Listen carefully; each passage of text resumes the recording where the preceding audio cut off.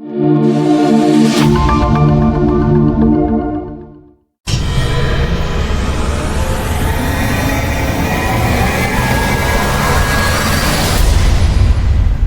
segment brought to you by Gutierrez Law Firm.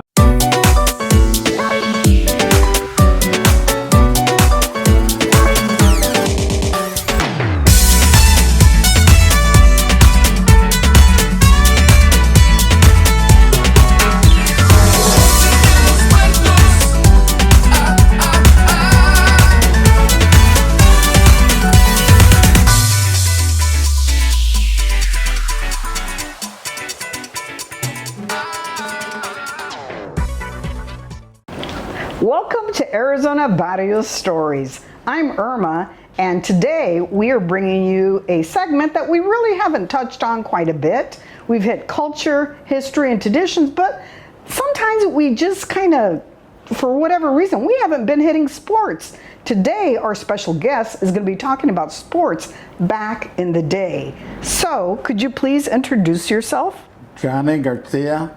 And nickname? Shorty. Shorty. Johnny, could you tell us where you grew up? At 32nd Barrio. 32nd.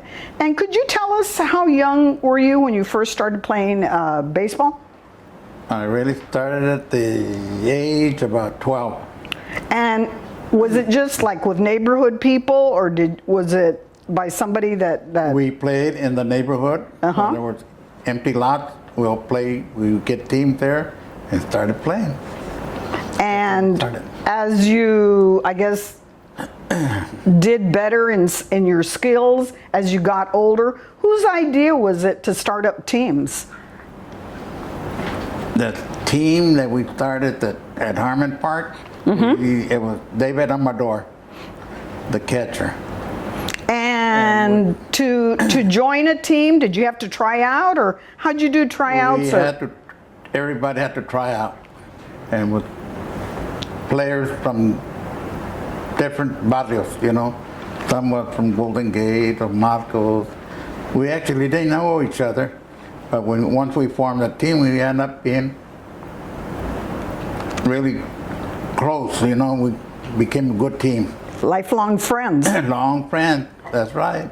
And so if somebody was trying out for a team and they weren't that good, were they actually, were they cut, or they weren't allowed to play? Or well, they will ride the bench. The water boy, or ride the bench? Unless we needed them in there. Unless one of the main players didn't show up, who put them in there to play. And do you remember what other parks that you would play at besides Harmon? You know, we played at East Lake. We played at Green Valley. We played mostly a lot of these Phoenix parks, you know.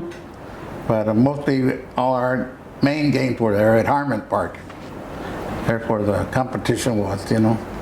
Now, back in those days, how did you get your uniforms and your equipment? Did you do fundraising, or how did you do that? Well, David Amador is the one that started the team. I guess he must have pitched in. Well, he's the only one that had a good job, so he got us going. You know, he pitched in to play in the league, so from there on we started getting sponsors, you know, different sponsors here. Do you remember any of the sponsors? The Glow Inn was one, and Los Molinos had another one, and I can't remember the other ones, but we went with the name of the Jokers, you know. That was your team, the Jokers? That was our main team, yeah. But we got these sponsors to pitch in for us to play, continue playing, you know. So from there on, we went out and played some mighty good teams out there. We played some good ball. We had a good team. And did you have a coach? Yes, we kind of. Or did you kind of coach each other? Well, we kind of coach ourselves, you know. Everybody had something to say in that. But we needed a coach because everybody was good players. Everybody could play. They could all play their position pretty good, you know. So Every one of us were good ball players. Now, I understand you guys went to the prison, maybe to Florence? Oh yeah. Tell me about that. I don't know if I was handpicked by another guy that had a team that asked me if I wanted to go pitch for them, at the state prison. I said, sure, I'll go with you, So I went with them and we played inside the walls. We took Jerry Wells. He was one of the main star pitchers here in Arizona. He pitched inside and I pitched the outside with the trustees. It was a lot of fun. They used to give us gas money and give us a good steak dinner. So did the other team from the prison get steak dinner too, or just you guys? No, if there were trustees, they could eat good, but the ones behind the wall, they didn't eat that good. But we had a lot of fun in those days, And then later on, I got picked to go with another team. That his grandfather was a guard there at the prison. So his name was Albert Pina. And and the guy that took me with him, it was Albert, his son. It was not his son, it was, his son.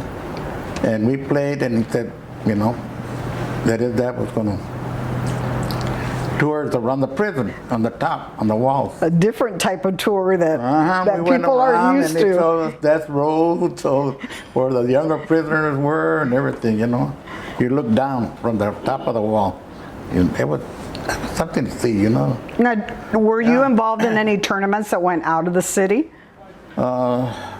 We had tournaments, but not like later on in the years they start playing more out of town. We would go maybe to Tolleson and play the guys over there, Have a lot of fun back then.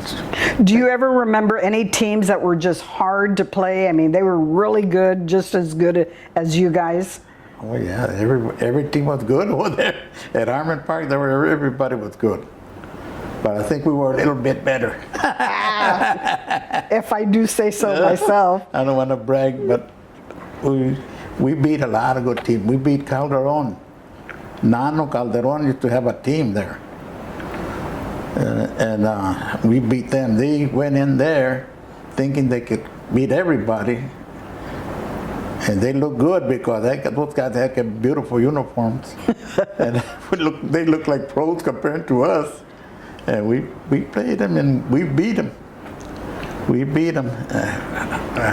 think it was a close game, like 2-1, something like that, but we ended up beating them. So it doesn't matter what uniform you had on? No, that didn't matter. I took every team the same as to me, if you start thinking, oh man, these guys are so good, you get the jitters and you get nervous. Just go out there and do your best, So you guys did, it sounded like you guys did it for fun, although, you were the team. Yeah.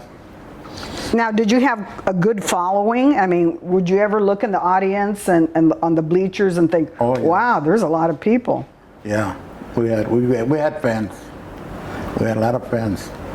A lot of our ball players, their wives would go over there and cheer us on, So we had fans, and the people from the Marcos used to go there and sit in the bleachers and watch us play.